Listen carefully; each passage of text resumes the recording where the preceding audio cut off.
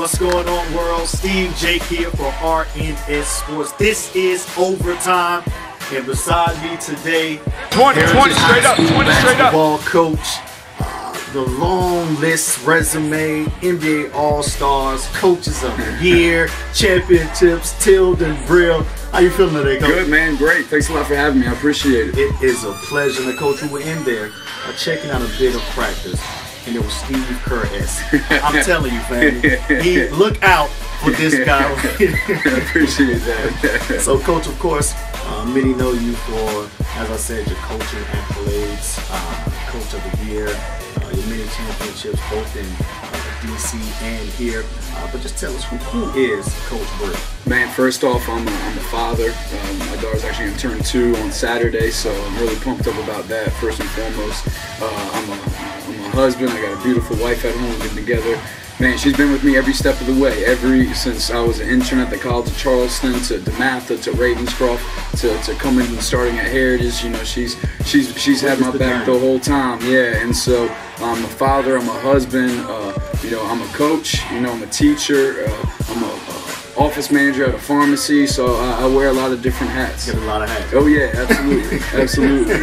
And a fine coach as well, so I'm sure many of the other hats fit as well. Thank you. So just tell me your upbringing, your background. Yeah, where sure. did the Brill come from? Where did the roots start? Man, so the roots started back in Northern Virginia, right outside of DC. I went to DeMatha High School, you know, starting out my freshman year. And you know, the thing with that was I lived in Northern Virginia. DeMatha's in Maryland, and so I had to get up every day around 5:30, get ready to go, get out of the house by 6:15, 6:30, get to the metro, hop on the metro, switch trains, you know, once or twice, and had my football gear with me when I played football, and you know, that sort of kind of got me going and really showed me the work ethic that I needed to succeed, was just getting to the school on a daily basis. And I thought that really set the foundation for how hard I had to work, you know, diligently, how smart I had to be, and really set the tone for where I am today. And so that's the story that so many have shared in your place and where you are as far as success. That is not easy. You definitely have to put in the time. He didn't just get here by stance. You definitely put in the time. Now you mentioned football. Yeah. But did you ball? Oh yeah, absolutely. Yeah, I played football and basketball, and so the thing was, I played football for 2 years, and I just loved basketball so much, and the allure of playing for Coach Wooten, a Hall of Fame coach, and playing with the type of players that were there. Now I wasn't one of those D1 players, but I knew that I had a chance to at least be a part of that program, and so all I needed was that 1%, 2% chance. And so I rolled the dice. I stopped playing football, and I went all in with playing basketball, and I was able to play varsity basketball for a Hall of Fame coach my junior and senior year. I have some great memories. Played with some of my best friends that I still talk to this day, and had a whole wealth of knowledge from a lot of different coaches. So we know your coaching expertise, but young Coach Brill. Now were you born with the skills, or did you have to play yourself into them? Oh, so I had to definitely play into them. I definitely had to play into them. And I don't know if Tilden Brill and skills were synonymous. I think it was more about me being a different type of leader. I knew going in that I wouldn't play very much. And so my way of getting on there was being a great teammate, being a great practice guy, being an emotional leader, being someone that is going to fire guys up, someone that, you know, the coaches can look to and say, hey, practice is kind of lagging, man. Let's pick it up. I knew that was my role, and so I took it. I wanted to play on the team bad enough that I was okay with that role, and we went with it. And my senior year, we ended up winning a conference championship, and man, just a whole lot of memories. You know, that I would not turn in for anything. I would ride that bench as many times as I could if I had to do it again. Wow, I really would. That's awesome. I had an amazing experience playing awesome. So would you say then, did you see yourself here now with the coach title at all? No, not at all. No? It didn't cross my mind, and it was funny because I didn't go on and play in college. I had some opportunities to. I went down to the College of Charleston, and I was a student there for 4 years. And the thing about it though is that I missed basketball, and so I started to work in some camps at DeMatha. Coach Wooten's camps up at Frostburg State in Maryland, and I still had that itch. And when I graduated from the College of Charleston, I would end up going back to be an intern for the basketball team there, and that's really how I got my foot into the coaching field. It's interesting. So, of course, you mentioned the journey that it was, just getting to the math each and every day. If you could expand upon that journey to here being a coach. Sure. So, just going from that and kind of being around the blue bloods, and walking in the gym and seeing Tubby Smith from Kentucky or seeing Gary Williams from Maryland. It gave you so much pride knowing that they were coming in there to see one of your teammates, that out of all the schools in America, they decided to be there on that day. And so I think seeing that and seeing that success, it's made me want to go wherever I was, whether it's back coaching at the Math or going to Ravenscroft, or bringing that sort of mentality here to Heritage.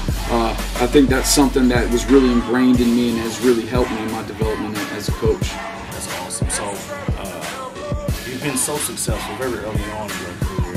If you could share, if there was one thing that you could share, an inspiring coach that could be stagnant right now, that could help them towards their success, what would you share? Oh man, you just got to sharpen your tools. Sharpen your tools. Yeah, that's right.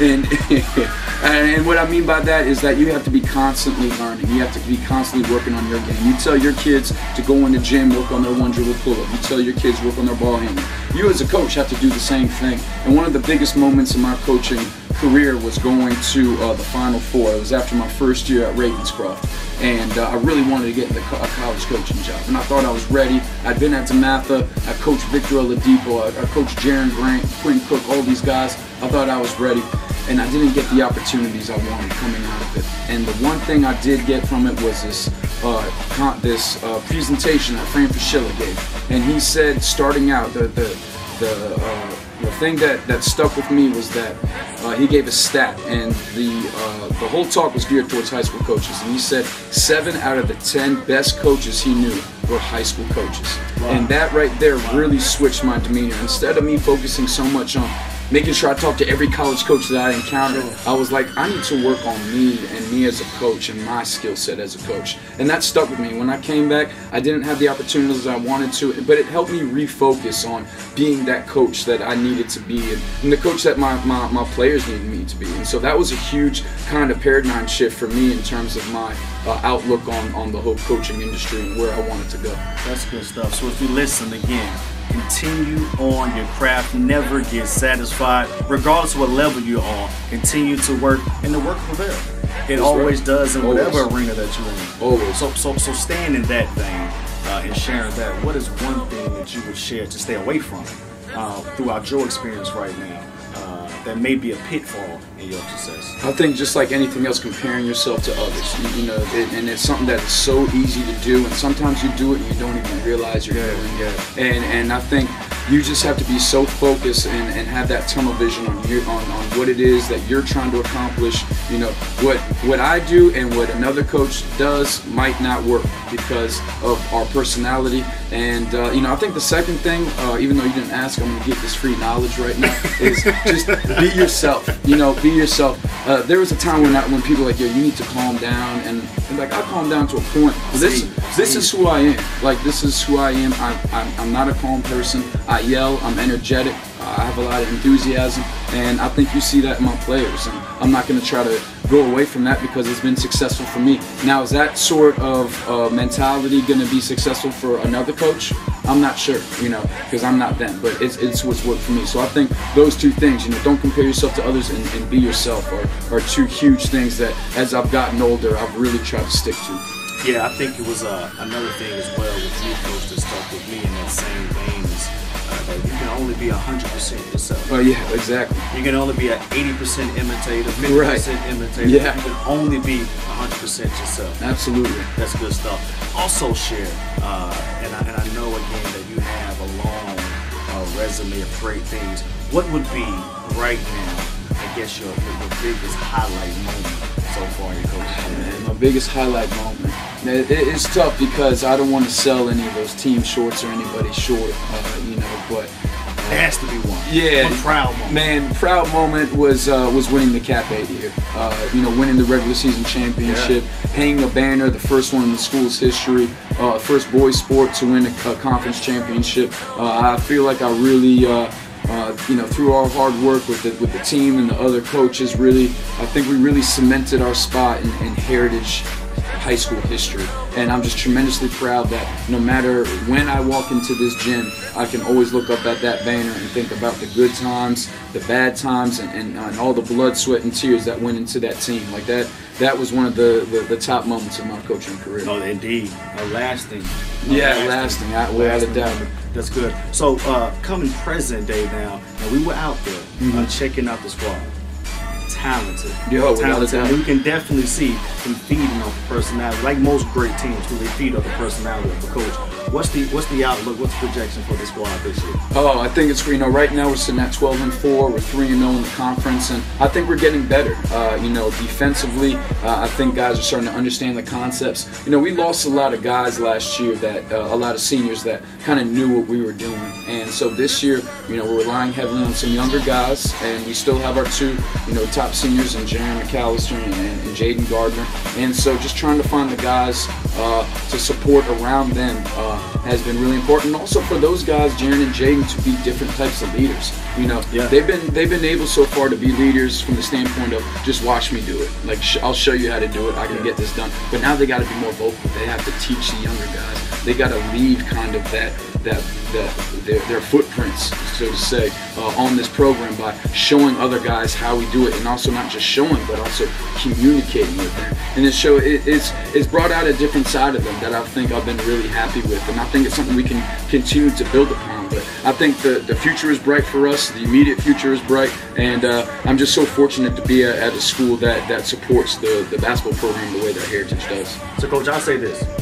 In my brief time with you thus far, seeing the team and just off your energy, I feel like I can play better.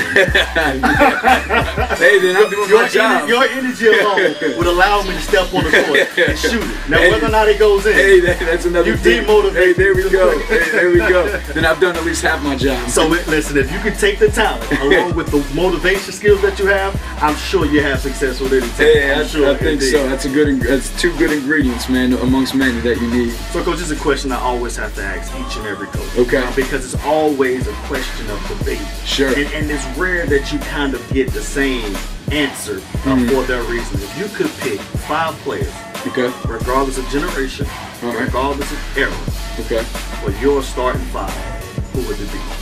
Man, that's a tough one. Man, so my point guard would have to be Oscar Robertson. Okay, the big O? Yeah, the big O. I got to go with him. And man, I'm putting MJ on the wing. He's going to be my shooting guard. You know, I'm not a big LeBron fan, but man, he's got to be he's the king. 30,000. You know? Yeah, 30,000. You know, he'd be my 3. My 4 is up in the air. I'm a big Kevin Garnett fan. I just love KG, but there's a lot of other 4s. Yeah, exactly. I just like the way he plays. So for me, I'm putting KG in there, and then I'm going Shaq Diesel as my 5. Diesel. Yeah, so I'm rolling with that. You know, and that's just off the top of my head without thinking of the X's and O's and the game. But I think just off the top of my head, that's going to be my starting 5. You got the passion with KG. You got the Diesel inside. You know, you can't stop MJ or LeBron, and you know Oscar's going to be unselfish enough to get the basketball to them. And so I think you put all that together, and you have a heck of a team right there. So LeBron, Jordan, who wears 2-3? Man, Jordan does. LeBron gonna have to switch to 6 or something, man. You're gonna put he was on your team. You're going to 6. That's right. You're going to 6. 3, 2, 1, whatever. Whatever it is. 23 is taken. 23 is taken. Sure. Well, Coach, thank you so much for your time today. Again, we can definitely see your energy, family, just through everything that he does. We see him on the basketball court, it's even heightened. So again, thank you so much. Thank you for having me. Much success to you and the Huskies this year. I'm sure big things are on the way. I appreciate it. Thanks for coming out and checking us out today.